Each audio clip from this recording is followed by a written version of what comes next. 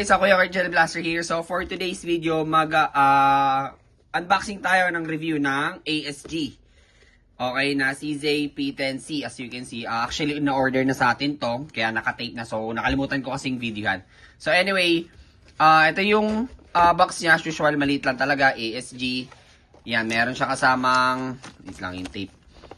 Yan, may kasama siyang booklet. Okay, yung mga safety precautions. Bubble wrap, syempre. Then, ito yung unit natin, guys, sa ASG. Okay na, CZ-P10C. So, ito, guys, ay hindi gas-powered, no? CO2 po siya, okay? CO2. So, ginagamitan po ito ng yung mga couplets po na maliliit. Okay? So, quick look nyo muna, guys, as you can see. So, may marking siya dito, yung CZ.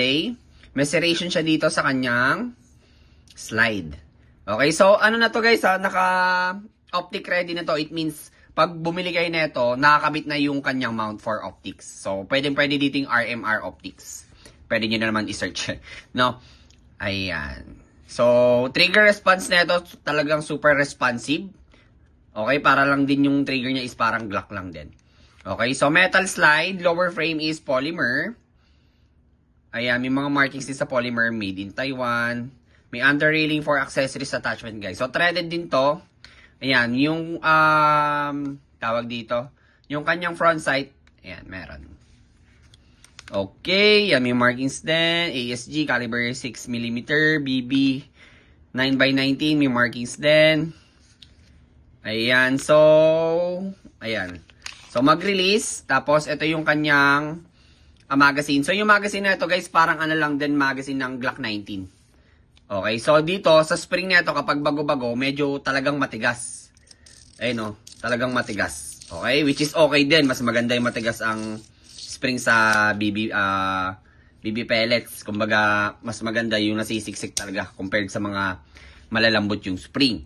So, ito yung base plate niya. May markings din na ASG. So, CO2, usually, dito nyo makikita yan. Okay, aray, saktan pa ako So, ito, may panluwag naman na ito nakasama. So, dito nyo nilalagay yung couplets or yung CO2. So, mamaya makikita natin. So, yung mga kasama nito, guys, pakita ko lang din sa inyo. Ayan, ito yung couplets, guys, for CO2. Okay? So, yung sa green gas, ganito. Okay? So, itong unit kasi natin, hindi siya ginagamitan ng green gas. CO2 po siya. Okay? Ito yung ginagamit natin. 12 kg na, 12 G na, or 12 grams na yung CO2 niya. So, maraming putokan na rin dito as in. So, ito yung mga kasama. Usually, full set na kasama to. Tapos, di ba nakakabit na nga itong nakakabit na yung kanyang, tawag dito, yung mount niya. Kasi nga, ready for, ano na siya, optics. So, pwede mo na din ibalik. Okay? So, may mga kasama ng pang-adjustan dyan. Ito yung panlock, guys, dito. Okay? Nandito yung panlock niya. Pagkalagay mo ng couplets, make sure lang naka-fully sealed yan tsaka talaga mahigpit para hindi sisingaw. Okay?